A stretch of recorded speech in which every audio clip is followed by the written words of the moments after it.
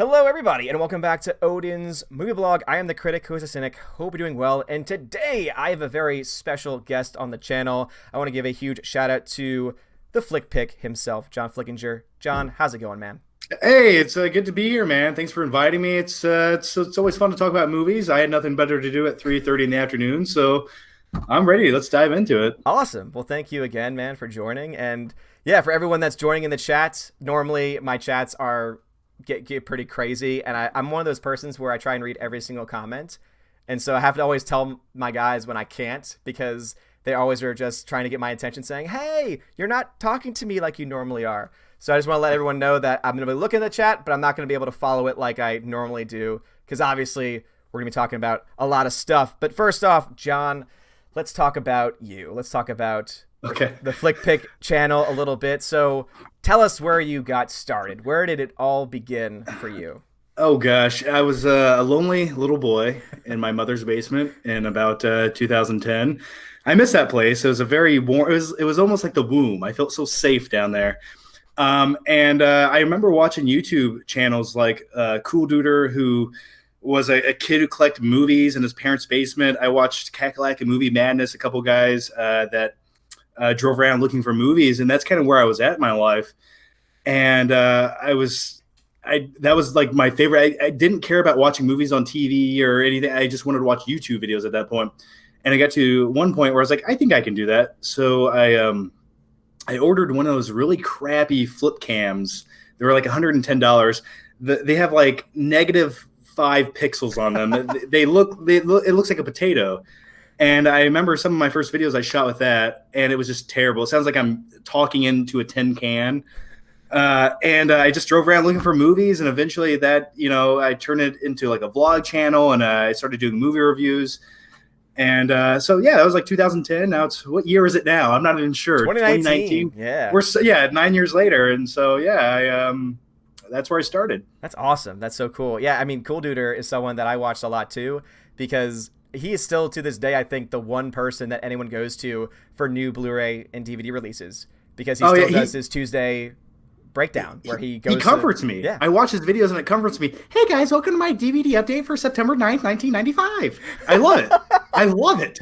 I love it. His story is so cool too, because he was, he talked about it a lot on his channel, where he was dealing with some health issues, and just to see where he started and where he is now, it's just like, that's awesome. Because he hasn't, other than that, he hasn't changed at all. Like, he's still the same guy, still does the same thing.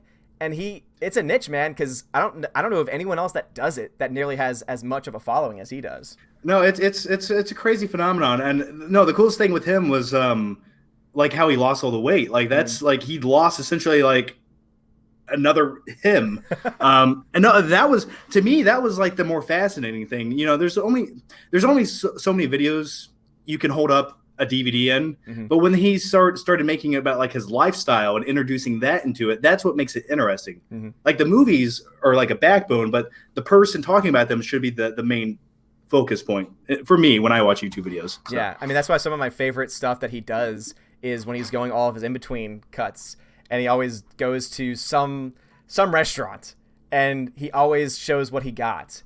And he always shows himself eating it, and he always does the same joke every time, but it's always great because it's always changing. So if he'll be eating potatoes one day, and he'll go, "Potato-y," and I'm just like, yes, yes, I love it. yes. That's what I'm saying. It's like, it's comfort food. It's comfort food watching like his channel and other channels, because they evolve ever so slightly, but it's like, exactly what you're going to get. That's what I want. That's the flavor of the day that I want. So yes. And I can't look at any of these places now, like Best Buy or Walmart, without in my head going, into the Walmart we go. Yes. I was like, yes. Oh. I love his voice. I love his voice. It's so good. And then whenever there's something he hasn't heard of, I just think to myself, okay, then you must not be important, because he's heard everything. There are things he talks about where I've never heard of this before, and I never would have. No, I love him. I love him, man. It's I've been watching him ever since he was with his buddy MJ in 2008. Oh wow. And I remember I had a girlfriend at the time, and it was him and MJ, and they were doing their like Don and Murph thing, where they wear wigs, like a blonde wig and a brunette wig, and they're in their basement with really odd voices. My girlfriend came over. She came into my room, and I was watching that, and it was really hard to explain what I was doing at that time. I was like, I can't explain what's happening, but you just have to watch and trust in me. So yeah, That's awesome. And also speaking of, transformations, you've had your transformation over the years as well. Because yeah. I mean, for those that don't know, not only does John review movies, he's also kind of into the bodybuilding game. I toned down a little bit in the last couple of years, but yeah, and I remember when I started YouTube, I don't know why I let myself go after high school. I don't gain weight, I shrink. I start withering away, and I look like a skeleton. I look like I'm addicted to heroin. So I remember at the time I just had a lot of downtime in life, and I was watching a YouTube video of myself, and I was like, whoa, do I really look like that now? I look like I was reverting in age. I was like 23, but I looked 14. I hadn't hit puberty yet. And so I just started hitting the weights, and I got addicted to it. And I started watching a whole bunch of YouTube channels about weightlifting and supplements. And I got super addicted to it, to where I was spending like 3 hours a day in the gym. And at one point, if you go back and watch some of my videos around 2015, I look like I'm about to pop. I look like I want to eat someone. And I watched those videos, and I was like, ooh, that's too much. I got to tone back down a little bit. I just look like I'm bubbling or something. There was a vein coming out of my forehead. So yeah, now I just go, I try to be normal with it. Here's the whole thing. I have a big head. So as long as my body's proportionately in check with my head, that's where I know I'm good. Yeah, that was my problem as a kid, because I was super skinny. I was anorexic skinny, but it's because I didn't eat anything. It's because I was so picky about everything I ate. And so I ate nothing, but I was still also active. I did all these sports and everything, so I wasn't getting enough calories to be able to keep up with it. And so once because I'm from New Orleans, and once Hurricane Katrina hit, then all of a sudden, all my activity stopped. But I kept consuming the same garbage to the same levels. And so I basically gained 30 pounds in about 3 months. Oh, wow. Yeah, it was insane. I went from 170. I was a swimmer. Oh yeah, I was a swimmer. We were doing, cardio, like we were doing all the stuff to prepare for the season, and then all of a sudden I was just doing nothing, but I was still having the same intake. I was probably doing a little bit more too, because obviously with all the stress that was going on at the time. But yeah, I gained 30 pounds. So by the time I got back to New Orleans, I was 200 pounds. So I went from 170 to 200. Was it a good 30 pounds, or was it like no.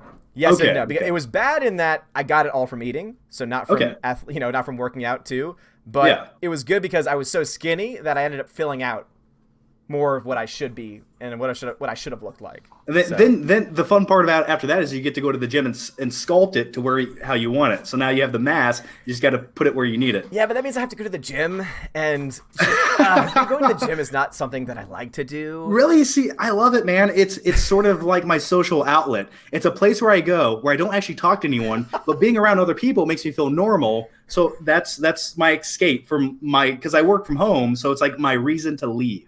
Oh, I wish. I mean, seriously, I've tried it, and watching your videos has definitely inspired me at times. I'm like, I want to go to the gym. I want to work out. I want to get, Arnold Schwarzenegger swole and stuff. But I was just like, every time I go, I just... The trick is you got to have a good soundtrack, a playlist to listen to. Get some awesome scores on there, and just like listen to it, feel like you're in the movie when you're in the gym, and that's my motivation. That's what I do. See, that's what helps me get through it, but it's the motivation to get back to the gym. That's the problem. Once I'm there, I'm here, I'll listen to my music. I have my playlist where it's all stuff I used to listen to a lot when I was younger. So it's mostly 90s rock, 90s hard rock and such, and some random stuff too. Like have you heard of the band Baby Metal? Maybe. I don't know. I'd have to listen to something. So they're a Japanese like pop girl group. I dig it. But they sing to metal. I'm all about that. And it's it's the weirdest mix ever, but there are some songs they do that are just awesome. Just like a cool riff that like uplifts you. Yeah, I get it. Yeah. I listen to like a lot of German hate metal techno music, like industrial sounding music, and I'm just I feel like a robot in the gym or something. I just again, when I'm there, it's okay. I'm fine. Sometimes I can do audiobooks too, especially when I'm doing cardio. I just listen, and that's how I'm able to escape and just get lost in the world of the book. But other times it's just, okay, I have to go to the gym today. I'm not feeling great. So I make excuses for myself. And Oh no, there's times where I pull up into the gym and I sit in my car for like 30 minutes on my phone, like procrastinating before going in, sipping on my pre-workout. By the way, caffeine is a good motivation to go to the gym. Just chug a bunch of caffeine. No You, impact. It has yeah, no impact on me. you get no, my good sir. It doesn't. You take the stuff I'm taking, you'll shoot up into the air like a rocket, then you'll explode. Okay? Is it in the pre-workout? Yeah, it's Okay. take like Mr. Hyde pre-workout. It's 350 milligrams per Okay. scoop. If you can take 3 scoops of that and it has no effect, then you're a cyborg. Is it Okay? anything? Is it anything like this stuff called goo? I've heard of goo. Yeah. I think I've heard of goo. I don't know what's in it though. So I don't really know what's in it either. I know it's something that's supposed to, if you're a runner, give you that extra, burst of energy to be able to finish. it might have some like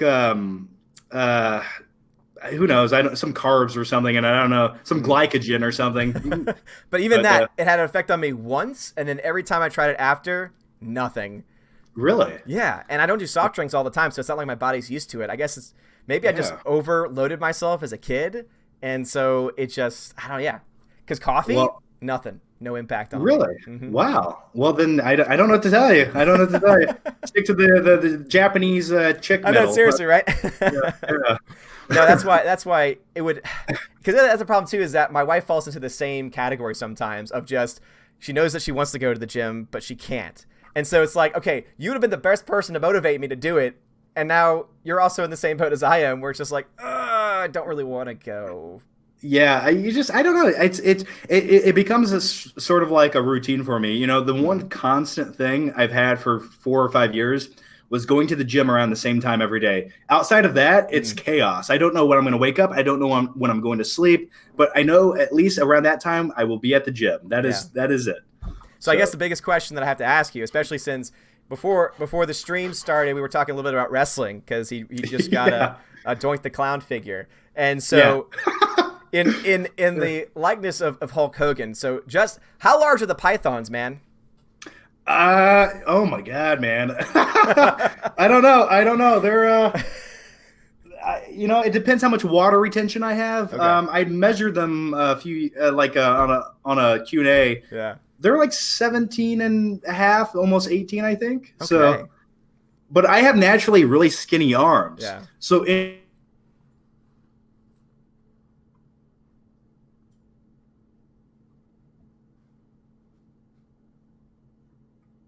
Oop.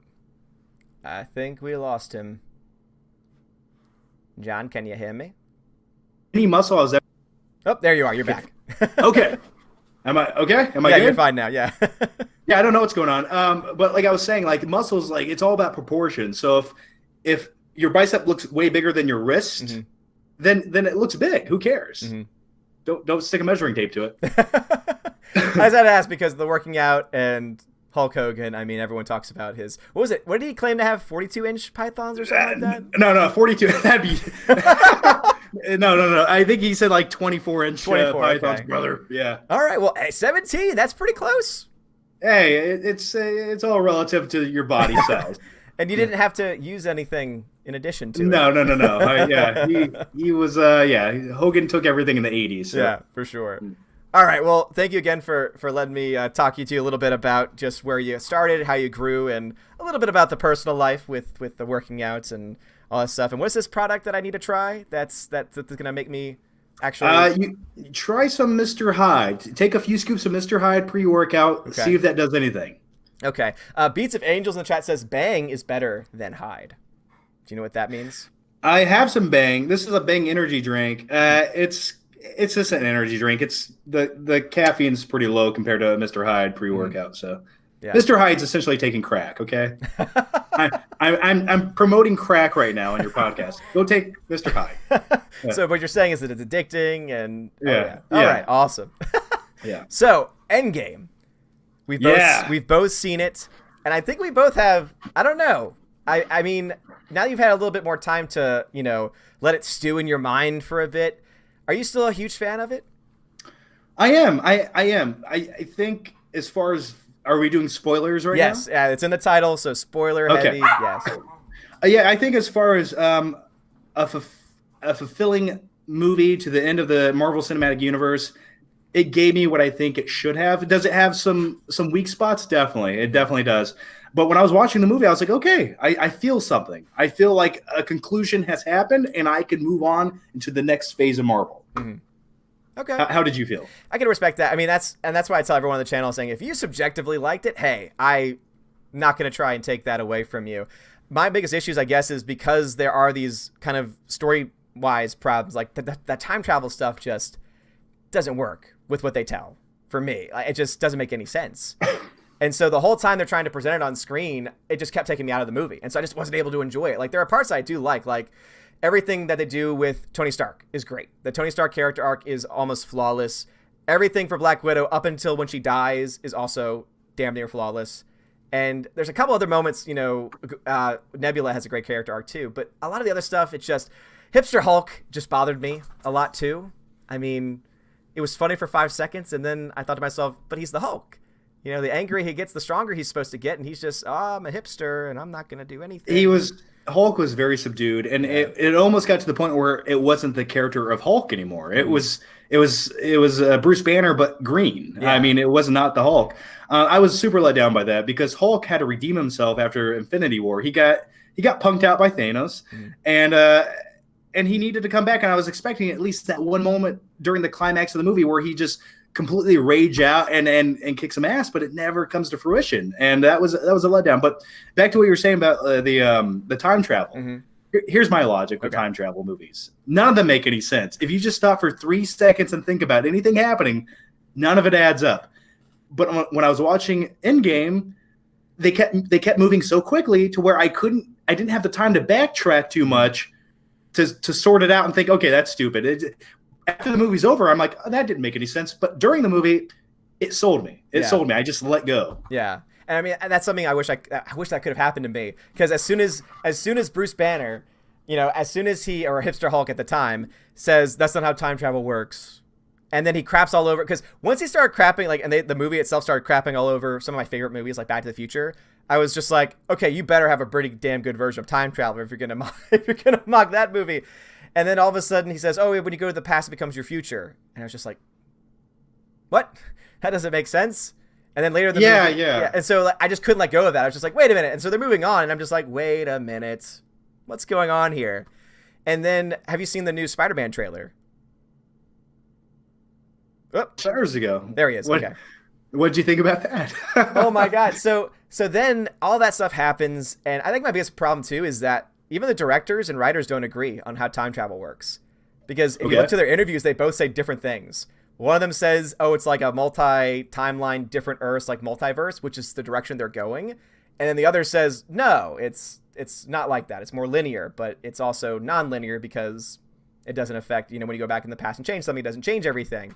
And so, yeah, seeing this new trailer for Spider-Man, I'm just like, I felt like they just gave away everything. You know, they did give a little too much. I agree. There was no reason to tell us Mysterio was part of the team, or at least teaming up with Spider-Man. Mm-hmm. Keep him as the villain. Keep like surprises during the movie. That's fine. I didn't like that. And they also said he's human, but he's not from our version of Earth. I mean, he comes from another timeline. Mm-hmm. Was that necessary? I didn't think that was necessary for the trailer either. So yeah, I do agree with you on the.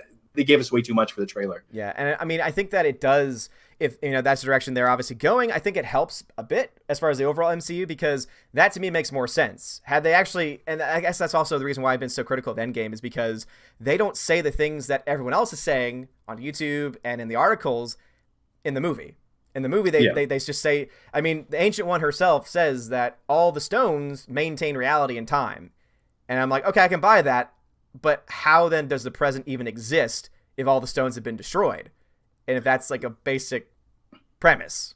Yeah, it's a bit perplexed. Yeah. But the other thing is, listen, I'm not the most hardcore Marvel fan who knows every detail about every comic book that came out since 1984. Yeah. But I will say one of the stones has the ability to reverse time, the time Mm-hmm. stone. Mm-hmm. Why didn't they just grab that stone and just reverse time? We Yep. didn't need the time travel machine, or we didn't need the quantum realm. Why couldn't Yep. they just do that? I Yeah. was confused by that. No, Go back seriously. 5 years and just start there. I know, because you think to yourself, okay, so they're going to try and explain how the time stone can't work and it wasn't in the future. Every time that every time in the 4 billion or million scenarios that Doctor Strange goes through, it doesn't work. And so I said, okay, they can explain that. But then they end up using time travel anyway. And so I was just like, wait a minute. Okay, so you went around trying to say that you couldn't use the time stone, but then you still use time travel just through another means. It felt like they wanted their cake and they wanted to eat it too. I mean, in all fairness to the movie, Yeah. was there another way to tell the story without time travel? I don't know. But I will say my favorite scene in the first act of the film, which the first half of this movie Mm-hmm. really drags out a little bit too long Mm-hmm. for me. It's one of those films, like if I go to rewatch it, I want to start at the halfway point and just watch the second half. I like the part where they kill Thanos. I like where they all just go to his little like hut where he's watching Netflix, and they just all like berserker attack him. But the funniest thing is, and I need to rewatch the movie, but the Hulkbuster with Bruce Banner on it comes out of the floor of his cabin. Like when they kill him in his little cabin, and I'm like, how did he get under his cabin to do this? Like, where did that happen? It was just like visually it looks cool, but it doesn't make any logistical sense. Yeah. Oh, I know, absolutely. And I mean, for me too, I guess it's just there's just so many other and as I was sorry, going back to Spider-Man trailer for a second, I just think if that's where they're gonna go with it, that to me would have been totally fine. But two things: one, they should have presented that in the movie a little bit more clearly, I think, and then two, I don't think they should have told us in a trailer. Like, no, yeah, they're giving us baby. They're making it like baby food. They're making it like so consumable to where you don't have to think. They're just here. We're gonna give you all the information you need in a trailer. That way, when you go into the movie, you don't have to think too much, and that's a letdown. But the other thing about the Spider-Man trailer was or the movie itself is it's a very transitional movie, and it feels like that. It feels like a stepping stone movie into the next Marvel phase, rather than just feeling like a really good Spider-Man movie on its own. Mm-hmm. No, that's for sure. That's my other kind of like nitpick with it. Yeah, and I think that we're all at the point now with Spider-Man where it'd be great to see him as a man. Yeah, it's okay. He doesn't have to be a 14-year-old boy forever. Yeah. Yeah. It's okay if he's like 18, you know, and he can drive. You know, it's okay. I feel like the most adult version of Spider-Man we've ever gotten was in Spider-Verse, where we actually get the adult Peter Parker. And honestly, when I was watching that Into the Spider-Verse, I was like, why isn't this a Spider-Man movie? Mm-hmm. Why doesn't he, he gained his extra 30 pounds and he's hanging out in his studio apartment and his girlfriend leaves him? Like, I want to see that version of Spider-Man. Mm-hmm. Yep. Because it's something I think that eventually these movies are going to have to start to change things up a bit and try and tell, try a different style of storytelling. That's why some of my favorite movies from especially the superhero genre are the ones that are different, like Logan, which is, it's a superhero film, but it's not too. It's much more of a dramatic telling, and it's beautiful. It's awesome. And that's even why I love do you ever seen The Wolverine? Do you remember that film? I have seen The Wolverine. Yeah. Pretty good up until about 20 minutes before the movie ends. Are you talking about all the CGI? The Transformer that he fights, he fights Megatron at the end of the movie. Yeah. But yeah, no, I loved Logan. Logan, when you think about Logan, you don't even think about necessarily an X-Men superhero movie. You feel like it's just a one man's journey, So no, I love Logan. Actually, just saying that makes me feel like rewatching it right now. Right? I haven't watched it in like a year or two. So. I've only seen it the one time in theaters, and I own it, and I just have never rewatched it. Oh man, wow! I've seen it like 5 times, but I want to go back and revisit it now. I never have time. There's so many things, because I have a couple people, someone in the chat right now, Bruce. Every time I say there's a movie I haven't seen, he'll just send it to me. He'll just be like, "Oh, really?" Yeah, he'll just be like, "Up, it's all the way," because I have a PO box set up, and so literally in a couple of days it'll show up. And so The Naked Prey was one that I'd never seen, and he wanted me to see. Akira, never seen Akira. I own Akira. I don't think I've seen it either. Yeah. Don't you love that? Because one of the things too, where as far as like inspirations, because you're definitely one of the inspirations for me. There's a shelf behind me that can't be seen right now by the people in the chat because of the window or because of the box that I have set up. But I have this entire shelf of Blu-rays, And I will say, just kind of like when we're talking about with Cool Duder, of that being kind of like yeah, this is making me excited. Every single time you would make a new Blu-ray collection video, that would be my yes. Here's what I buy. Yeah, that's awesome. Well, thanks, man. Yeah, Yeah. thank you. It got to the point. If we're gonna get on some tangent about Blu-rays real quick, Yeah. it got to the point over the last like couple years where I started watching the same 20 movies over and over and over. And there was movies on my shelf where I was like, I have not watched this since I bought it in 2010. Why do I own this anymore? It's like I think of my Blu-ray shelf is like prime real estate. This is like coastal property, prime real estate, right? And I don't want to clog it up with movies I never want to watch again, like The Fighter starring Mark Wahlberg. Like, it's an okay movie, but are you gonna really pull that out on a rainy day and watch it? No. Yeah. So I started like condensing it down. And it just, I don't know, maybe I'm becoming a minimalist, but anyway. No, I feel the same way sometimes because I came that personality where every time I would see a good deal, I would just see the deal. Like, I just wouldn't even think, do I really want to own this? Instead, I'd be like, this movie's only $3. I have to have it. And so that's like little purchases like that over time have, they take up maybe not too much, like probably like 10% of the entire collection that I have are those types of films that I really don't need, but I have anyway. Because other things, that the collections are the ones that probably make the doubles happen more often. Because there was a deal one year, and I got it for Christmas, where it's like the Warner Brothers 50 film collection, and it was usually like $200, $300, $400. It was on sale for $70. Wow. And so I was like, hey, Mom, I know what I want for Christmas this year, and it's this set. Here's the link to it. Don't buy it anywhere else because she will literally do anything. And so I'm like, buy it here because I don't want you to go somewhere else and spend $200. It's only available on Amazon for this price. Please don't spend more than this amount. And so luckily she did. So nice.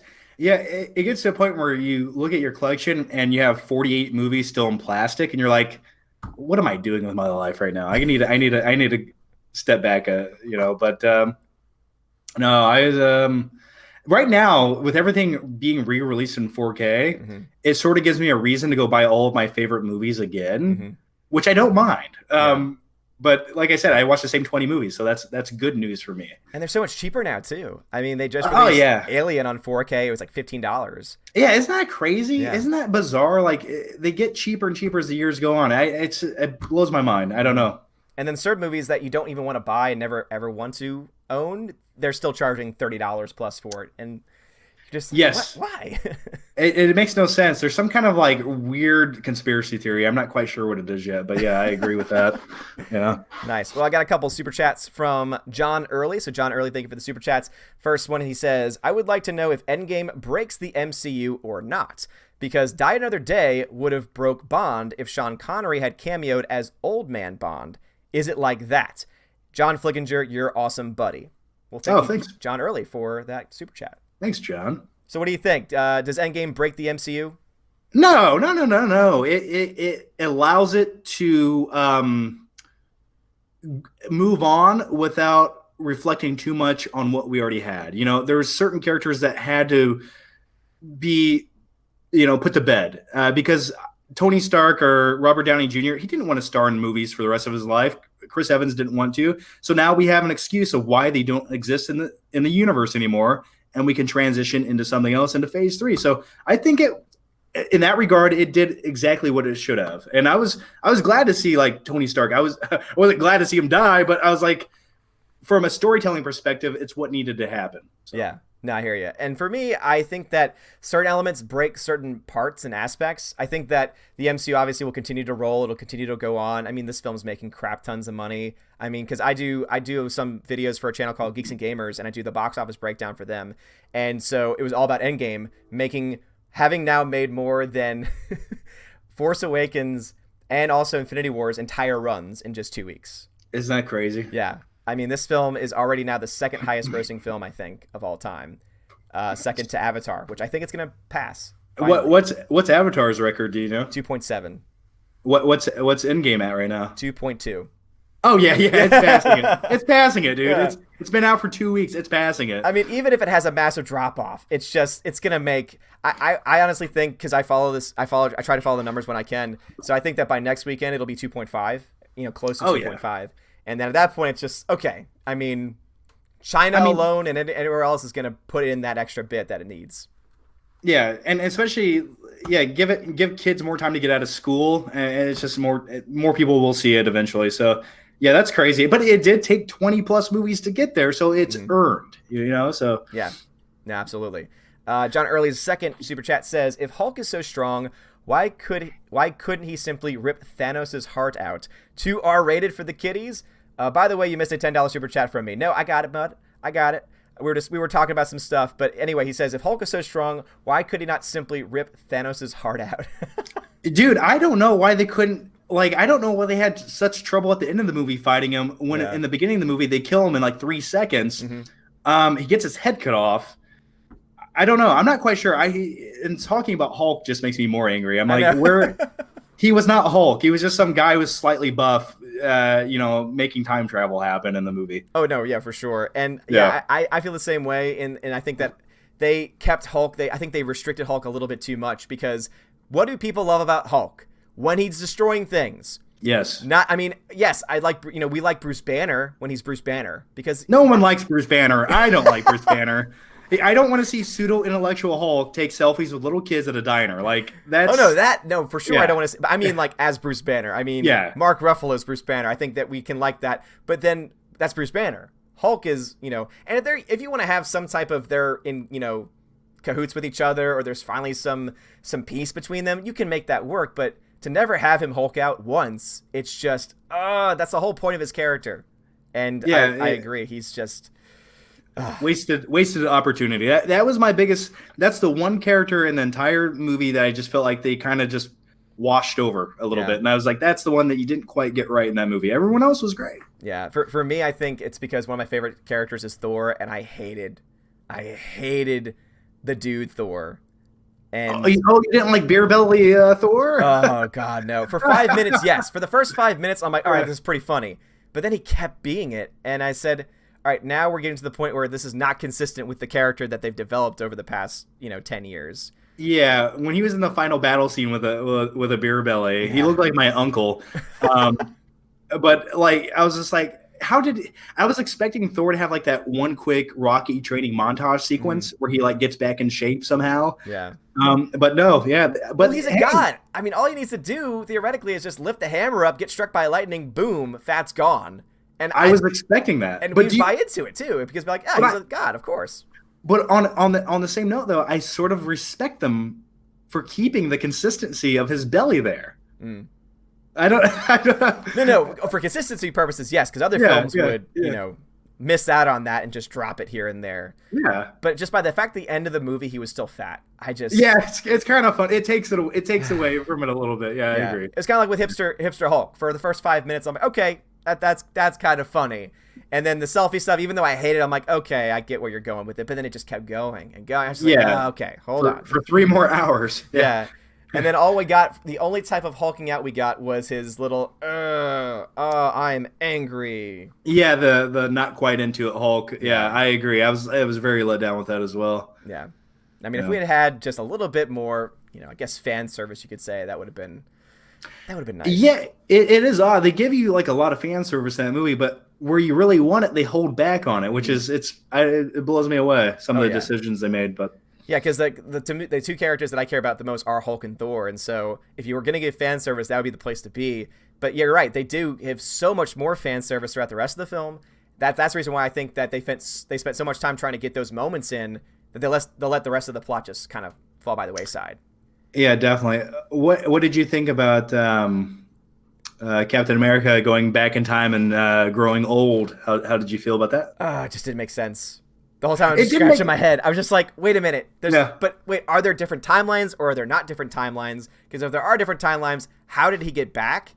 And if there aren't, well then what he's done then is just said, oh yeah, screw Peggy's husband and screw all the kids that she had. We're going to go ahead and I'm going to do it. It was just a selfish moment. Because either way, it's selfish or... I guess you're right, yeah. I guess you're right. The makeup was great. The makeup was great. Yeah. I love the makeup. The makeup was fantastic. Old Chris Evans looked pretty good. He kind of had a slight Clint Eastwood look to him, didn't he? Yeah, he did. That's right. Yeah, yeah, yeah. Get off my I lawn. Yeah, yeah. I'm old now.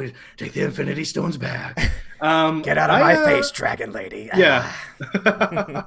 Yeah, I was kind of like confused why he needed to go back and place all those back where they got them, and I was just like, okay, this is just an excuse for him to get old. So Yeah. And like and as I said, once I was out of the movie, I was out of it. And so the whole time I just kept trying to explain everything in my head and ask questions. And so once they did that, I thought, wait a minute. But doesn't him going back in time create not just the timeline he's returning to, but also by nature a new timeline? more problems, Like yeah. again, it's like so no, because some people say no, he's returning to the exact time and returning the stone. I said yes, but they've said that when you go back in time, you've created a new timeline. So if you create a new timeline and you go back to that timeline, you've created another new timeline. And so it's like, oh my god, when you really start to think about it, it's just it makes your head hurt.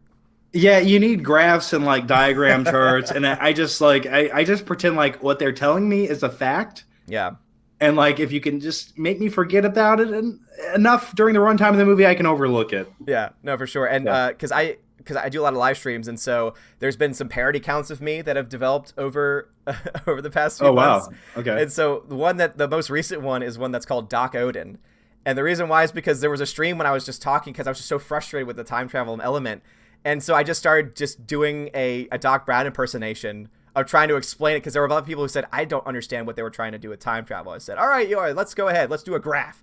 And so I was just like, they went back in time, Marty, to an alternate reality. And so basically I just go off on it for 5 minute tangent. And so all of a sudden, like 5 minutes later, a Doc Odin account pops up. And, Oh wow, that's cool. and it's like 1.21 gigawatts. And I'm like, oh God. Did you actually have the wig on and the lab coat? That's what or? I need. That's what I need. You see that right there should be a standalone video. You need to go make that right now. Oh my God, yes. If I had a blackboard, that's what I need. I need a Yeah, blackboard. explaining the timeline of Endgame. Yes. That's 1 million views right there, dude. What are you Oh my doing? God, for sure. No, explaining Yeah. it. But here's the thing: is that I can make it even more multi-layered. I could go, all right, here's what they say in the movie. Now here's what the director says. Now here's what the writer says. Now here's what Spider-Man Far From Home is saying. And so literally, it's just going to become a giant football play. Yeah, exactly. Yeah, and Biff Tannen's in there too. But anything's possible. It's the logic of time travel is it can be whatever you want it to be. Nope, that is true. Yeah. Two more super chats. Orange Chat Reviews, thank you very much for that super chat. He says, they explained that in Infinity War, Thanos wasn't willing to kill because he wanted the snap to be the judge. Endgame Thanos didn't have that qualm. He also had a different perspective because he learned his future. Yeah, that's a good point, because that's also another issue that a lot of people have is that, well, here's the other thing too. When they're fighting Thanos in Infinity War, they can't, like, he can be beaten by one. Like, Thor is, like, making him, like, taking him to the ropes. And it's like, every person, like, has, like, a moment where they're able to kind of make a dent. And then all of a sudden, in the future, with past Thanos, not even one-on-one combat can even work except for Captain Marvel. Like, that's the only... Captain Marvel and Scarlet Witch are the only two that can actually do anything against him. And so I was like, that's kind of inconsistent, because if Thor can beat him then even if he's fat, he should be able to still put up... I don't know. It was... Yeah, I agree with what you're saying. I've seen the movie one time. I have to go back and revisit it, but I guess he was just more prepped. He was more prepared. I mean, even in Infinity War, they kind of caught him off guard a little bit. And in Endgame, he comes to them. He knows what he's getting into. So maybe by that logic, it makes a little sense. Yeah. I mean, it's just because one, he has the stones. Like Infinity War, he has the stones. And the other ones, he does. Like in Endgame, he doesn't. Yeah. And then, it just creates... But to get to Orange Hat's point with snapping being the judge, that would, I say, be a bigger problem, because his character motivation should never change. Because from a long time, it's been established early on in some of the earliest... I mean, what was the first... Was it the first Avengers film that had the first Thanos clip? Yeah. Mm-hmm. So from 2012, it's been established that he is trying to find the stones, and that's like his mission. And so we know that he wants to wipe out half the universe because he saw what it did to his planet. And so that's his motivation. And so I would say that might be a bigger problem, is the fact that now all of a sudden it's just meh, whatever. I don't care about that anymore, because Thanos has never been a petty person. He's never been the person where he's like, I need to get revenge on you. He's just been nope, this is... his ideology changed because he said that the Avengers showed him that even if half of humanity isn't wiped out, or if it is wiped out, it still doesn't work because they're still mourning over the loss rather than moving on and being more productive. So in his mind, he needs to start from, he says, like 2 atoms, or start back from 1 atom and start fresh. And I was like, okay, I actually agreed with his ideology, because he developed even a worse threat than what we had. Because they knew before that, it's like, okay, if they lose again, half of humanity gets wiped out and we're back to that point. But now it's even a bigger threat to where everyone gets wiped out. And I was like, okay, I sort of liked it. Yeah. And I mean, it really comes down to like subjective experience, and that's going to really come into play when it comes to us talking in a second about Game of Thrones, because I don't know if you've been following it, but there's a huge split among Game of Thrones fans. I can't wait to talk about Game of Thrones, man. Can't wait. Even I'm like conflicted with it, because there are some people I know that are just like all on one side, and then there's others that are on the total opposite, and here I am in the middle saying, well, I mean, you both have great points, but I'm just in this middle where I just, yeah, so we'll get to that in a second, though. Sure. But Kermit the Log, thank you very much for the super chat. No message, but thank you for that super chat. And John Early, once again, $20 super chat. Thank you so much, John. Really do appreciate that. He says, Joss Whedon said that Ang Lee's Hulk and Edward Norton's Hulk were not very good, or words to that effect. I couldn't find his exact quote in a Google search. By the way, Flickinger, can you say, tell me, do you bleed? Tell me, do you bleed? Yeah. So, what was that made me forget what the question was? I know. So Joss Whedon said something about, apparently the quote about Ang Lee's Hulk and Edward Norton's Hulk were not very good. Yeah, they weren't. I stand by Edward Norton's Hulk. I love that movie. I'm gonna say I actually don't dislike that movie. I think it's better than 25% of the other Marvel films. Oh yeah, because it's so easy to watch. And when Hulk is fighting Abomination in the last 20 minutes of that movie, that is an awesome like battle of 2 big monsters. I liked it. As far as the way that Hulk looked, he didn't look very good. And I wish Edward Norton was Bruce Banner throughout the cinematic universe. I never loved Mark Ruffalo as Bruce Banner. I never did. He just kind of looked like he didn't want to be there. Yeah, and I think he's one of those things where it's grown on you. It's never like that you really wanted him there, but because he's now been Bruce Banner, you're like, okay, I accept it, and okay, fine, it is what it is. But I'm the same. Where I think that the design for the Hulk wasn't that great, and the Hulk versus Abomination, that was like CGI fest and had a lot of problems with it, but I still like it. It's one of those, like, how there's always a weird it's like film. A guilty pleasure. Yeah, exactly. Because like everyone says, what's your top 5 MCU films? And almost always I put in Incredible Hulk, because I'm like, I know this is weird and not everyone and most people probably wouldn't agree. I like it. I really do. No, it's the first half of that movie where he's in South America working in a bottling plant. Yeah. I like that. I think that's really interesting. I liked that aspect of that movie. Absolutely. And another super chat, Jake Munoz, thank you for the super chat, says that to-go coffee cup in Game of Thrones, it's canon. Oh, that's right. I saw that today. I was on Twitter for a little bit, and I saw a bunch of people posting that, and I was just, oh man, that's pretty bad. Yeah, that is pretty bad. But in all fairness, when I was watching the episode, I didn't notice it. Oh no, yeah, me neither. So it wasn't, if it takes some internet meme to make you notice something, then really isn't that big of a deal. Yeah. But it does blow your mind that how can a show that has like $100 million budget overlook something like that when 50 people are looking at it in an editing bay, for months straight. On set. I mean, you should be able to very clearly see, there's one thing here that does not belong.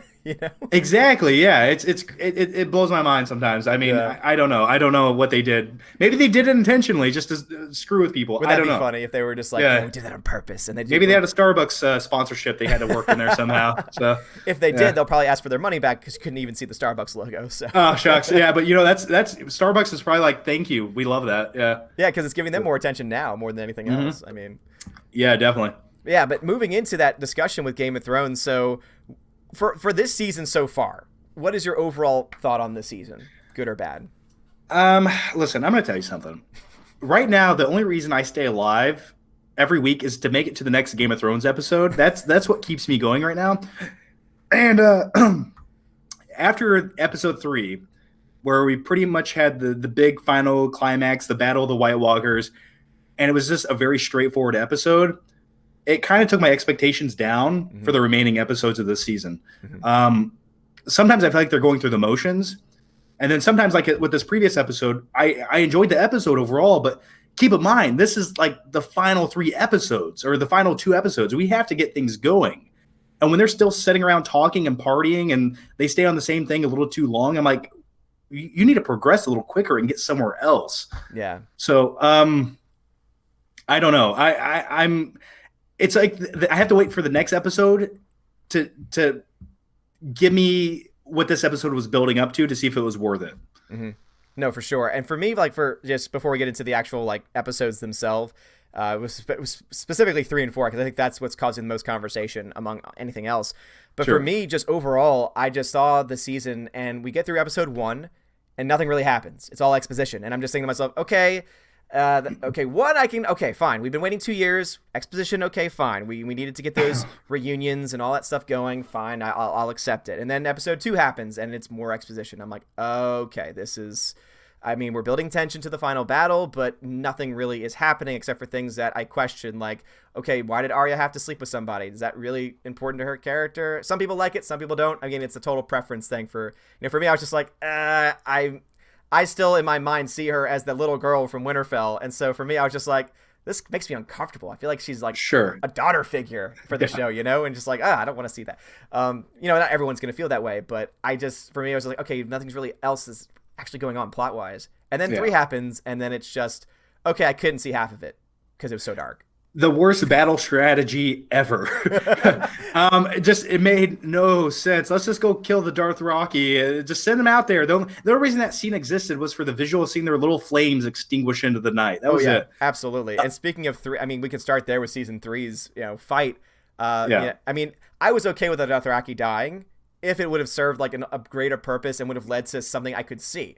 Because the biggest problem was you just took some of the greatest warriors in the show and didn't even let them be seen in their fighting. Correct. Yes, they just went there to die. That was it. There was no purpose, rhyme, or reason for it.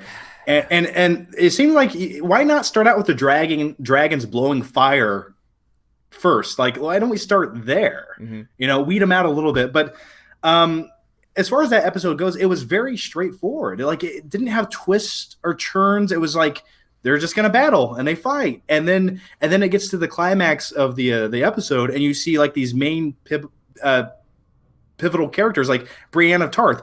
At one point, they show her as Jon Snow is walking through the castle. She's surrounded by 50 White Walkers, right? And you think, okay, that's her demise. Next scene, she's okay. It shows somebody else surrounded by 50 White Walkers. That's their demise. Next scene, they're okay. Yep. It's like, how did they get out of these like situations? It was bizarre to me. It was oddly edited. Mm-hmm. I mean, and that's like, I hated the beginning of the fight. Like the first 5 minutes sucked, just like visually, because it was so dark you couldn't see anything, and that was done obviously because they wanted to hide the CGI. I mean, that's the only reason why you do that. And then the other thing that you could tell that they were trying to hide something was that they did that really annoying quick cuts where you couldn't see, like, everything is so visually jarring. You're like, okay, now I literally can't see what's going on. And it reminded me a lot of, I don't know why this is the first film that popped into my head. Do you remember the first Harry Potter Deathly Hallows film? Mildly so, yeah. There's a scene where they're running through the forest, and it's all quick cuts. And it's shaky cam, quick cut, you can't see anything. And it reminded me of that because even then I was just like, oh, God, this is really annoying to look at because I don't know what's going on, and it just looks really shoddy. I felt the same way here, only add on top of that, you can't see a damn thing. And so, who is dying? I don't know. I couldn't tell you. And we were making a joke the other day saying, oh, yeah, someone in the chat was saying, oh, yeah, I was an extra in that. You couldn't see me, though. So, y'all take my word for it. Yeah, well, everyone who died, I didn't really care about anyway, so I guess it didn't matter. Jorah might be the only person I think that I had any like relevance or anything going on. Yeah, but even so, I was like, God, how did more people not die? I was like, I wanted to feel something. The other letdown with that episode was I wanted some of the showdowns or the confrontations to actually happen. Like you had Jon Snow and the Night King. Mm-hmm. They almost had an interaction. They almost got to it. This was supposed to be building up for 8 years, and he gets 50 feet away, and then he just runs away the opposite direction. Like, why didn't they interact? Yeah. Why at the very end of the and speaking of Endgame, the very end of the episode, you have Arya and she jumps out of the weeds like a leopard, and stabs the Night King. But why didn't they have like every main character fighting the Night King at once, almost like Endgame, where the Avengers fight, Thanos, like them all just getting knocked down, and all of a sudden she jumps out of nowhere and then defeats him. I would be okay with that. Yeah, I mean, I think that's also been the biggest criticism of that episode is how the Night King dies. Because we've been building up to this for seasons and years and years. He's been the number one threat since the first. I mean, in the books, it's a little bit different. I'm not much of a reader, but everyone tells me, the books doesn't really deal with the White Walkers that much. They are kind of like this behind-the-scenes threat because it's more character building of other people that they haven't done as well, as good of a job on the show doing the same certain things that they might do in the books. So in the show, the biggest bad has been the White Walkers because guess what? Season 1, episode 1, what is the first thing they show you? Like someone being raised from the dead and the destruction that comes with them. So from the very beginning, it's been established that that's the big stuff going on. Then you have Jon Snow die, brought back by the Lord of Light, and it's been established he was brought back for a reason. And the reason has been to fight the Night King. Yeah. And then it never happens. No, it doesn't. Yeah. And some people have been complaining about Arya having the kill blow, and that's not the problem. That's not the reason why I have a problem with it. It's because that's all that we got. We didn't get anything else. He didn't fight anyone else. He flew on a dragon for a little bit, and then he walks, and then gets killed. Great, awesome. He's been the big bad, and he doesn't even get to fight with that sword he has, which looks really damn cool. Yeah, he walks in slow motion towards Bran, who's just chilling out in virtual reality as a raven, and if the Night King would have just briskly walked a little quicker, he would have won. But yeah, it was just the execution.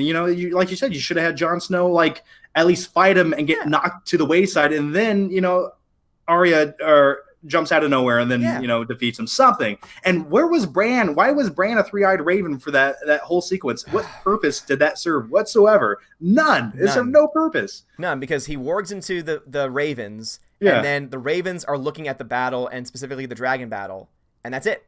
Yeah, like if he would have gave some insight from like the Ravens' perspective, okay, they're over here now, go over there. Like, but nothing. He's just like chilling out. I gotta go now. And he just rolls his head his eyes in the back of his head, and then he just goes, "Theon, you've been great.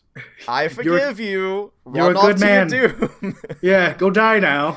It's like you've just beaten everyone. And I guess Theon's also was a little anticlimactic with his death because he was fighting off everyone. I kind of wanted that Boromir moment where maybe he gets like maybe gets a limb chopped off or something, and he gets back up and keeps on fighting. And they did that with Jorah. Jorah did that. Jorah got stabbed and got back up and kept fighting, and then he got stabbed again and then got back up, kept fighting because of the love that he has for Daenerys. And I wanted the same thing with him because it just was a moment for it. But instead, nope, I'm gonna run, slow motion run, and then now I'm dead. I'm going to run into this sword and die. Yeah. Like, I'm going to, like, commit suicide, essentially. Yeah, I agree. It was just odd execution. It was really odd in so many ways. I don't – some of the decisions they made, I don't know how they got approved. Yeah. Built up for so – like, even for that scene, his redemption arc was awesome. Like, Theon's redemption arc was fantastic. And they were building it up to something awesome. And then all of a sudden, I'm going to run in, and now I'm going to get killed. They're building up to the Night King, and they're cutting back and forth with Jon, and he's trying to get to the Night King. He's trying to get to his brother. Nothing ever happens with it. And so it's like, I feel like they've been doing that a lot where they just build and build and build and then subvert expectations. Yeah, it's very true. It sort of feels like they're going through the motions a little bit. They're like, okay, we know we have to get to this point B, but let's just get there. Let's not twist and turn, have a lot of people die, or have, there's so many theories and complex ideas I read about what could happen. And I'm like, if they just gave us 5% of that would blow people's minds. But none of those things happen. Like they win the battle. She stabs him. He dies. The end. Like, yeah.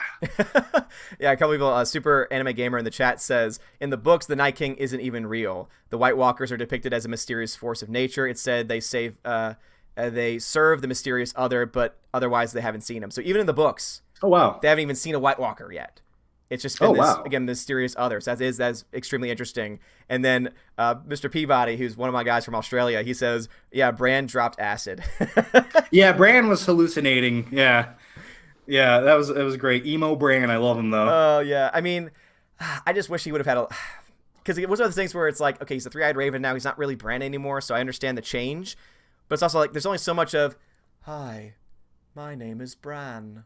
Yeah, what is even his like? I get that he knows all of the past, but who cares anymore? Yep. What? Write it down in a book. We don't need you, kid. Like you're not helping us with anything at this point. You're serving no purpose.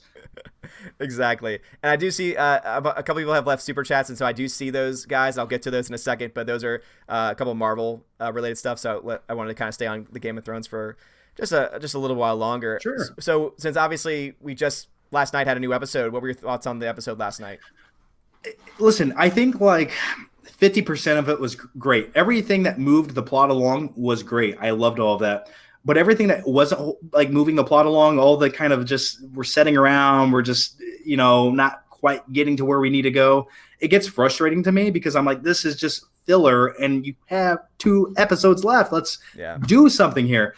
And some of it's just they like when they confronted Cersei at the castle gates. Mm-hmm. I'm looking at that. I'm like, Cersei could just kill all of them right now if she wanted to. She has these giant arrows pointing at them. Just let it go. Shoot them, kill them. Like it doesn't make any sense how they set that up to me. I couldn't buy into it. Especially since they can magically reload them so fast that they establish on the ships. Yes. Yeah. I did like how one of the dragons died. That was kind of a cool surprise. Yeah. I mean, I would have liked it more had they not waited until, the end of last season to introduce, was it Ewan? Is that his last name? Or first name? Captain Boomerang? Captain Boomerang, yeah. Yeah, he looks like Captain Boomerang. Yeah. Because apparently in the books, he's like almost like a witch. Like he does blood magic. Really? Is the reason why he's kicked off of the Iron Isles is because he raped somebody. Like he's an evil guy in the books, and they go through all of this stuff. Yeah. And so it's like you see that guy, and they do a lot more with it in the books, and so you're like, oh, I can believe that guy can one-shot a dragon. But then all of a sudden, it's just, no, he's a brand new person with a brand new weapon, and he just one-shots, like, just perfect aim the first time to hit the dragon. And I know that that's kind of digging into the weeds a bit because it's done for dramatic effect of, oh, look, he's getting better. Like, we're attached to the dragon, and now all of a sudden dead, and we're just crying because he's a dragon, and we love dragons. And yeah, I don't mind if the dragons die. It is surprising how easy it is to kill a dragon, though, right? Yeah. You'd think it'd be more difficult. A couple arrows and it's dead. Yeah. But no, I don't know. I kind of forget what happened in the first part of the episode. Oh yeah, they sit around and party. Yeah. for 50 minutes. They just party for 50 minutes. Yeah, they're sad a little bit, and then all of a sudden, oh, we're gonna make this dude lord somewhere. Oh yeah, let's get drunk. Awesome, let's party now.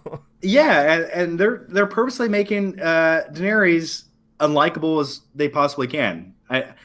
There's got to be a reason behind that. They're trying to make her character not likable anymore. So yeah, I mean that has to be what they're doing, especially everything that he did with Varys saying, "I don't know if she's the one anymore," and now there's an alternative, and there's definitely them trying to play around with is she going to go mad like her father, just like her father, and she's essentially a tyrant who wants to fight tyrants. Mm-hmm. So yeah, it is. I wonder if she's going to burn down the whole city like her father did in the name of the whatever Game of Thrones, blah blah blah. But yeah, I don't know. I hope it's not as straightforward as I think it's going to be. I hope they twist something in there, blow my mind, please. Yeah, because right now at this point, I just feel like okay, we're gonna get Jaime coming back, and he's the one that's gonna kill Cersei, and he only told that to Brienne so that she would let him go. And he actually really does care about her. And I mean, that would be fine. But once again, it's one of those things where it's more predictable. And Arya is probably going to kill somebody. And that's the other thing, too, is that it's either going to be Jaime or Arya that kills Cersei. Like, those are the only two I could see doing it. I could see Jaime doing it. Yeah. I really could. It'd make a lot of sense if, Arya, put on Jaime's face or something and got close to her and then killed her. Because she does have that weird ability that she's not using anymore for some reason. I know, right? And also, what I want to see? I'm still waiting to see the Hound fight them out. Yeah, and I mean, they kind of set that up, too, with him now going to the south. Yeah. So I'm hoping that happens at one point. So yeah, I don't know. It was an okay episode, but man, when you get down to the last couple of episodes and this is like what they're giving you, it's like, I don't know. I don't know. And it's upset. I mean, I can understand why so many people are getting upset because even going to that, the battle episode, I subjectively loved it. I was just like, I enjoyed it. And when Arya got the killing blow, I was like, I was like, yeah, awesome. This is great. And then, of course, once you start thinking about it, you're like, there are a lot of things that, from the beginning, when the battle started, I was like, I can't see anything. This is really dark. This is really poorly edited. So it's like, I enjoyed it, but there's also a lot of issues. Like, there's a lot of just technical issues. It's like it went down a notch from, you had the Battle of the Bastards battle in the previous season, and that was, to me, that was perfection. Like, everything about that was right. Yeah. You felt something. You felt like everyone was in danger. And in this one, I didn't feel those same things. And I should have. I should have felt like everyone was going to die. But halfway through, I was like, I don't think anyone important is going to die. So, yeah. The only problem I would have, too, with the Arya in the situation of killing, because I would have been fine with Arya killing Cersei had Arya not killed the Night King. Yeah, she can't be the MVP of the entire show. I mean, she's already gotten a great moment, and she doesn't need it. She does not need that moment. Like, to me, it would make more sense for Jaime's arc to get the killing blow on Cersei, of saying, I am now done with you. You're, this drug I'm addicted to, and I'm now cutting you off completely. It would make more sense. I do agree. I mean, if anything, Jon Snow should have killed the Night King, and you could have had Arya kill Cersei. That would have been fine. Yeah. No, absolutely. And to be honest, knowing where they're going with this show, would you honestly not be surprised if they let Cersei be the one that kills Arya? I wouldn't. I don't know. That's one of those things. I don't know. I could see it happening. I really could. It would fit. It would fit in with what they've done this season of just, you're not going to see this coming, because they're going to think, you think Arya's going to kill her, but actually she'll be one step ahead and Arya will get, killed. And then we'll be like, wait a minute. So she could sneak up on a magical Night King, but can't kill Cersei Lannister. Cersei Lannister. Yeah, it does make you wonder. I don't know. Wow, that's a good question. I don't. And what's Peter Dinklage going to be doing? I'm not quite sure. I just don't want him to die. If there's one character that I need to save, it's him. I love Tyrion. Yeah, that's the only guy I want to see live happily ever after in one of his saloons, drinking wine. So everyone else can die except for him. I'd be okay with it. Yeah, absolutely. And I think that too, with the 2 episodes left, it really does make me have to step back and look at the season. So going back to what I was saying before, 2 episodes of filler exposition. Okay. Yeah. 1 episode of a battle that half of it we couldn't see, and there's a lot of questions and questionable choices. Okay. And then 4th episode, okay, more exposition and dragged out moments. And then it's so funny. Everything's so dragged out. Even, this is the part that got me. How long did Daenerys kiss Jorah's forehead? I don't know. Like a solid 60 seconds. That's how long. Because even in general, I was watching it, and sometimes I have ADD, so I'll look off somewhere else. And it came to the point where I looked back and I was like, wait, she's still kissing his forehead. Wow, that's the most action he's ever gotten from her in the last 8 years. Yeah. And so that happens, but that by itself would have been okay. But then the Bronze scene happens, and then it's just like, I'm here. Give me what I want. Okay, now I'm gone. And I'm just like, wait a minute. We spent 60 seconds on a kiss on a forehead, but we have to rush the Bronze scene, which I am a lot more interested in. That it isn't. Yeah, it's and just like Jamie and Brianna Tarth, they're hanging out in a bed, making love 4 scenes out of the show, and then he just leaves her on a horse in the night, and it's just what was the point of all of this? Yep. So I'm really hoping. I am hopeful, because just like you, I look forward to it. I mean, it's what drives me throughout the week. There's a lot of things that also kind of propel me through the week, but that's one of them.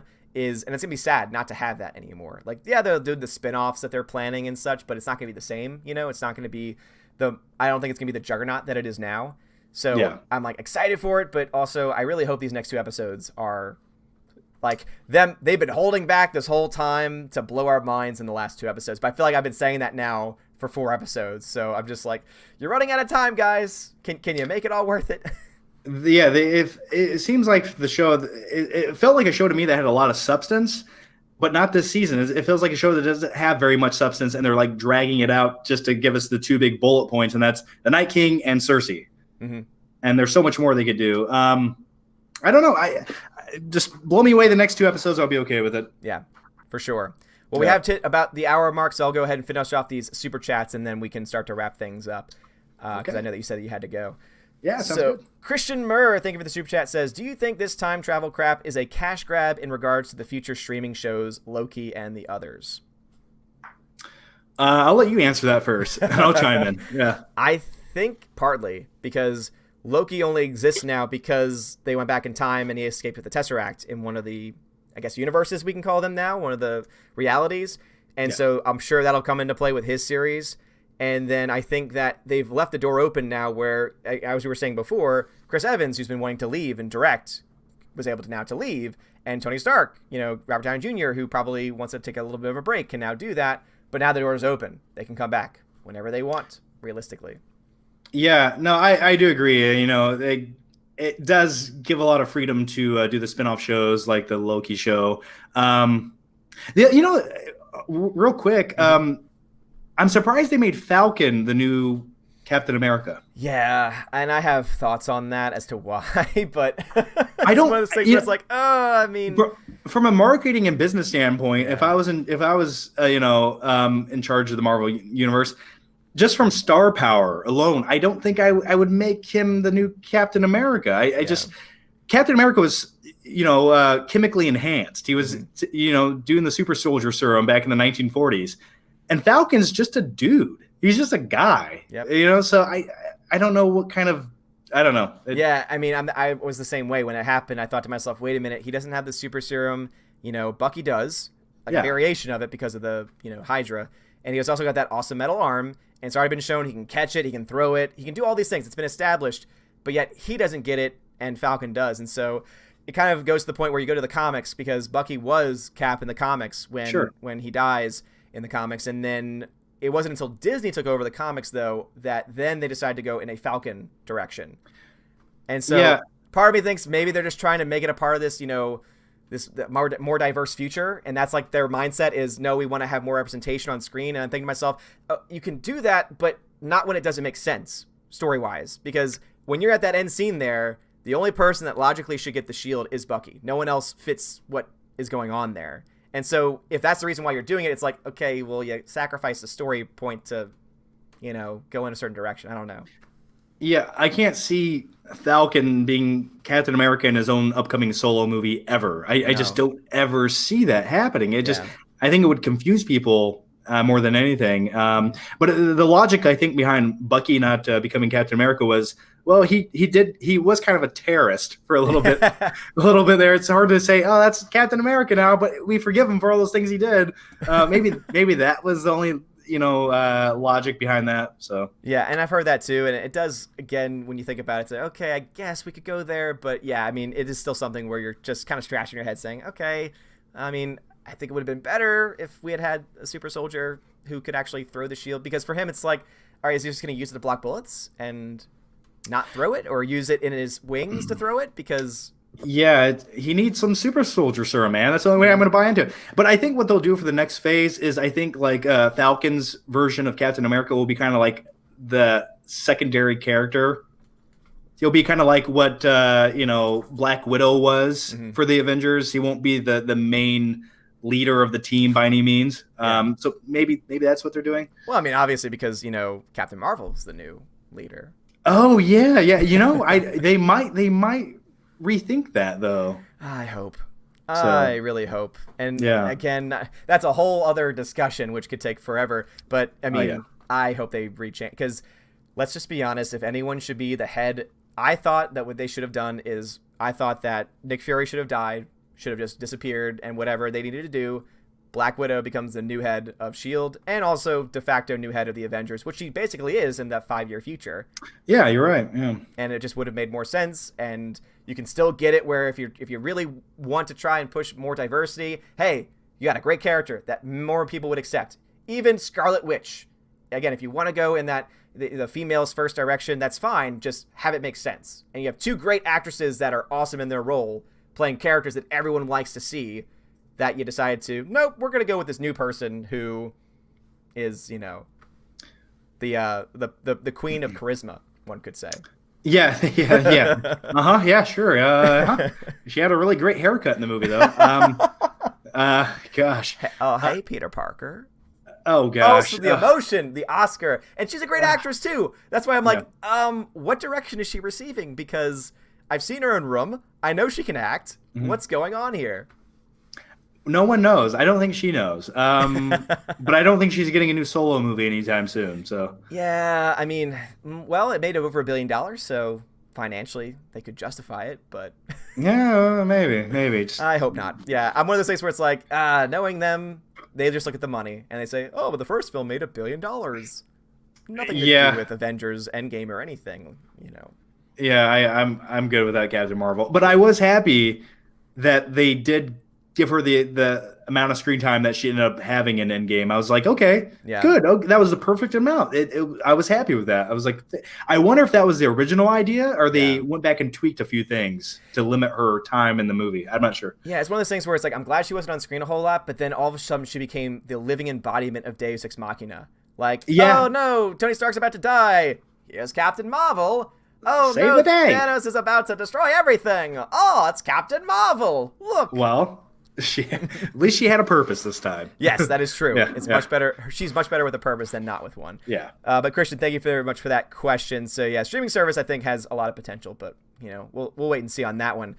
John Early has 2 super chats. The first one says, "My favorite films from 2008, from now I guess from 2008 to now, or just into no I guess this is just 2008. Yeah, favorite films from 2008 are Iron Man, The Dark Knight, and Incredible Hulk. My least favorite is Quantum of Solace. My selection might be too mainstream, but I don't care. What are yours?" So from 2008, go back in time. I remember The Dark Knight from 2008. I mean, Yeah. that's probably one of my favorite films. I remember seeing it in theaters like 5 times that summer. The 007 movie that year was garbage, to say the least. That was the biggest letdown coming off, Casino Royale. Yeah, I'd go with The Dark Knight of 2008. Oh yeah, for sure. I mean, I would need a list of all the movies to go like official, like, oh, these would be my top 3 and this would be my bottom one. But Quantum of Solace Yeah. sucked for sure. And Iron Man was great. Dark Knight was great as well. And as I said, I liked Hulk. So, and that was a great year Yeah. too because it was the start of the MCU, and we got Iron Man and Yeah. Hulk, and they were both great. And I got to see those with my friends too. So that was when everyone was still in town, and now all my friends are all over the country, and so it's like fond memories when I think back, even with the Hulk, because it's like we all saw it together, and it was fun. Yeah, no, yeah, I remember it was a good time. I remember my theater experiences of The Dark Knight, and I remember that's when you had to go to movies at midnight. Yep. Like midnight movies are still midnight movies. Yep, not this 7 p.m. stuff, and now 6 Yeah, p.m. like yeah. yeah. And that's when everything was packed because they would only have so many theaters available. And then Yeah, but you had to earn it. You had to earn it, Yeah. yeah, now any premiere you go at 7 and like no one's there. And Yeah. the only exception was Endgame. Endgame has been the only exception to that rule because even with bigger movies like Force Awakens, it was crowded, but it was not Endgame crowded. No, you could still buy tickets like the day of or the day before. With Endgame, you had to buy tickets 4 weeks in advance and get shitty seats. And that's when I was looking at all the packed theaters trying to buy tickets for Endgame like 2 weeks before it came out. I was like, if only Thanos's snap would actually work in reality, this wouldn't be an issue. Yep. No, absolutely. Absolutely. Yeah. And then John Early's next question, tell him my Tommy Wiseau Thanos chicken joke, Odin. Oh, I forgot your Thanos chicken joke. John Early, just put it in the regular chat, and then I will tell him that because I remember it being funny because, I mean, you got Tommy Wiseau and Thanos. I mean, that's gold. I'm curious how that culminates. Yeah. Yeah. So I guess anything else that you may want to say about the MCU or Endgame or Game of Thrones or anything that we've talked about?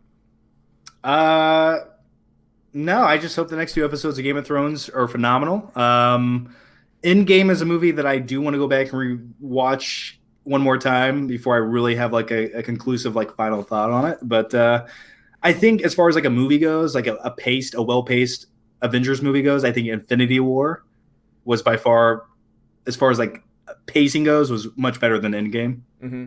Oh yeah, for sure. I think Infinity War is by far the superior film in so many ways. And Endgame to me, I think, is a film that a lot of people will enjoy. I mean, it's going to make $3 billion probably, so obviously it's an enjoyable film. But hopefully they don't decide to go in different directions and the lesser directions that could have spun from that film, for sure. Yeah, I think you just got to wait and watch the new Spider-Man flick and see the direction they're going, because it just looks like, even in that trailer, man, it looks like they're doing so much like explanation, so much like here's this now, here's this direction, here's this loophole, here's what happened after the time travel. It's just all they're just explaining all the shortcomings or all the things that weren't answered in Endgame to start the new universe. And I just like it kind of feels like an abuse of a Spider-Man movie. It's like let Spider-Man be the forefront and not all your diatribe of information. Yeah, and the biggest problem with that, of course, though, is the Sony nonsense. Because Sony apparently is going its own direction, which is, I think, the dumbest thing they could do. Down the toilet like they've been doing for 20 years. Yeah, because I think this is the last MCU partnership film they have, and then apparently Tom Holland signed a contract that he would continue to do Sony films or something. Oh, whoa! So Marvel is stepping away from Spider-Man. Well, I think the contract is worded that he has to do Sony product, like Sony films, maybe not necessarily. Oh, so Spider-Man. now he'll be in like Venom the sequel. Yeah, or something. Yeah.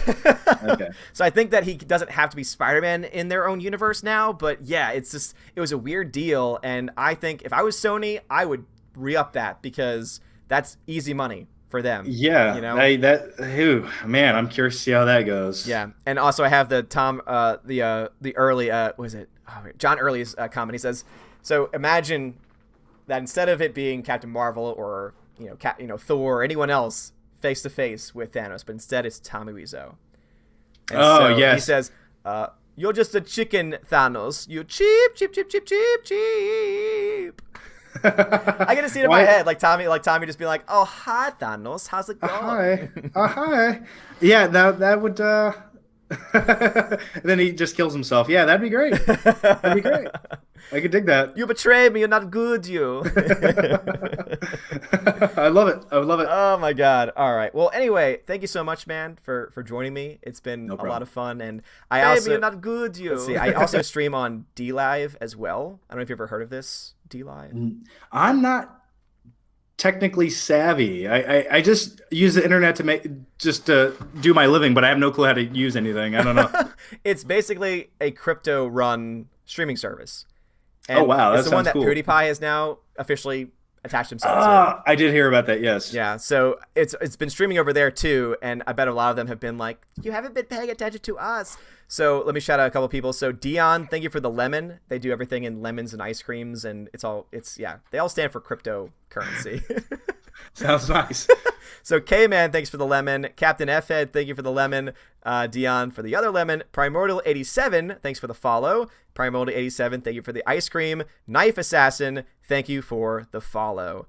Awesome, awesome, awesome. So I got everyone over there. And then like I do at the end of every stream, I have some patrons that I need to shout out as well. So a huge shout out to A Great Jedi, Adam Shawhan, Albertus Magnus, Aman Yosef Marcos, Brian P, Chicago Joe 47, Dan Maloney, Darkstar 57, Delete System 32, Dion, Edward Coleman, Enrique Evangelista, Entertainment Hacker, Frank the Tank and the Shawhan Wiener Dog Clan, Harold Francis, the Hunka Chunky, Funka Monkey, Inflamed Wood, Intertrap Productions, Jason Clark, Jeffrey Toon, Jonathan Jerembeck, Laura Story, Matthew Kadish, Mitch Dunaway, Mr. Peabody and his evil twin, Outpost Dyer, Perpetual Punster, Projar Sarif, Proper Ginevra, Riff Magos, Sir Lancelato, Theodora the K-Man, the DJD Show, Those Two Bald Guys, and Tina B. Thank you for being my patrons. You're all amazing. And John, again, thank you so much for joining me on the stream. And I'll talk to you just for a little bit after the stream ends. But thank you again so much for making time out of your day. I know you're busy and would rather be probably in the gym, building up those pythons. Oh, no, this is fine. This was awesome, man. Thanks for inviting me. It's always fun to chat movies, and thanks for having me. Absolutely, man. And thank you so much again. And can I just one time, can I get the Morgan Freeman? Can I? My name is Morgan Freeman. Yes! Yes! It's always my favorite. And also, when is the next Blu-ray collection video? My name is Morgan Freeman. Is that like the number one question you get? Yeah, man. I'll do it. It's just one of those videos where you really got to have the motivation to do it. I can't just pull it out of my butt. I got to be like, I need more caffeine. That's the problem. Because I know that you do a lot of the Q&A with Snapchat everything. Yeah. And all I think is I bet 1,000 times he gets when's the next Blu-ray collection video? I skim over 87 of those every time I do a Q&A. Oh, man. Well, thank you anyway so much, man. And I really do appreciate it. And everyone watch the stream. Thank you so much. Appreciate it. And sorry I wasn't able to get to any other people in the chat. Obviously, I I'm doing my stream like normal tonight, so come back again at around 6:30 Central Standard Time, and we'll have the regular stream as always. So guys, thank you so much. John, thank you again. Go check out his channel, The Flick Pick, and also his secondary channel, John Flickinger. And my Valkyrie, Tina, you're still in the chat. Could you please drop those links? We'd appreciate it. I do have one link in the description of the video. So thank you again, John, for joining. Everyone else have a wonderful day. And as always, God bless.